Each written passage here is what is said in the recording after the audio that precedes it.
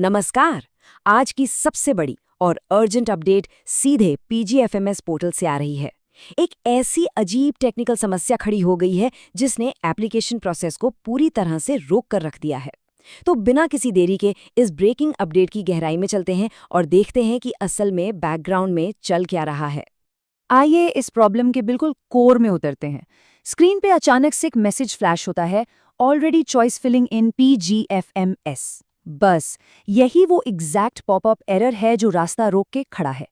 जैसे ही फॉर्म में डिटेल्स डालकर आगे बढ़ने की कोशिश की जाती है, ये अनएक्सपेक्टेड एरर सामने आ जाता है। ये कोई छोटा मोटा ग्लिच नहीं है, बल्कि एक ऐसी सॉलिड टेक्निकल दीवार है जो सिस्टम की रफ्तार को वहीं पर पूरी तरह से ब्लॉक कर रही है।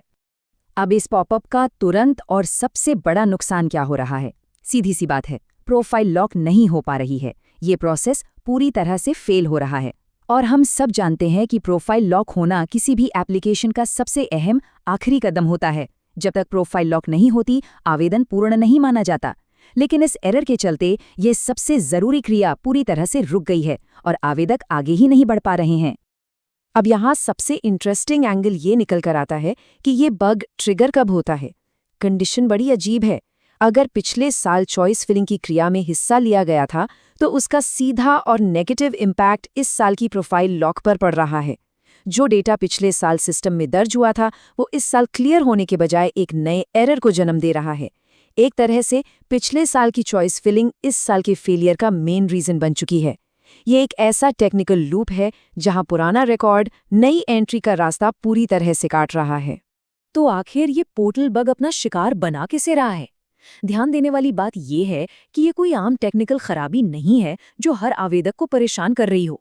ये स्पेसिफिकली आईटी कैंडिडेट्स को निशाना बना रहा है। जी हाँ, ये सिर्फ आईटी वालों के साथ ही हो रहा है, और उनमें से भी सिर्फ उनके साथ जिन सभी आईटी कैंडिडेट्स ने लास्ट ईयर चॉइस फिलिंग की थी, उन सभी के पास ये पॉपअप आ रहा है। बाकी स्ट्रीम्स के लिए शांति है, लेकिन आईटी कैंडिडेट्स के इस स्पेसिफिक ग्रुप के लिए ये एक बहुत बड़ा सिरदर्द बन चुका है। तो अब यहाँ सबसे बड़ा सवाल उठता है, जो इस वक्त हर परेशान कैंडिडेट के दिमाग में घूम रहा है। आखिर ये समस्या क्यों हो रही है? पोर्टल पर पिछले साल का पुराना डेटा अचानक इस साल नए सिरे से रुकावट क्यों पैदा कर रहा है?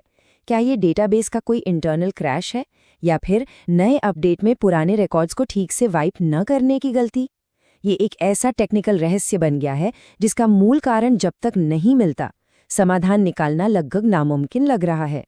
और इस सब में सबसे ज्यादा टेंशन वाली बात क्या है? प्रशासनिक स्तर पर माहौल और भी ब्लैंक है। प्रिंसिपल हो या संकुल अधिकारी, किसी को भी ये जानकारी नहीं है कि ये क्यों हो रही है। उन्हें खुद नहीं पता कि आखिर ये सिस्टम फेल क्यों हो रहा है और इसका हल क्या निकलेगा।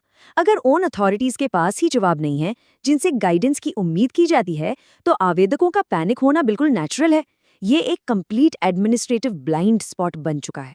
और यही बात बिल्कुल साफ तौर पर दर्शाती है कि जब सिस्टम खुद अनजान हो, तो कम्युनिटी नेटवर्क की पावर का सहारा लेना ही पड़ता है। तो प्लीज़ इन सभी यूट्यूबर्स और कंटेंट क्रिएटर्स को बोलो कि इस मुद्दे पर आवाज़ उठाएं और सबको बताएं कि आज की बड़ी अपडेट निकल के सामने आई है।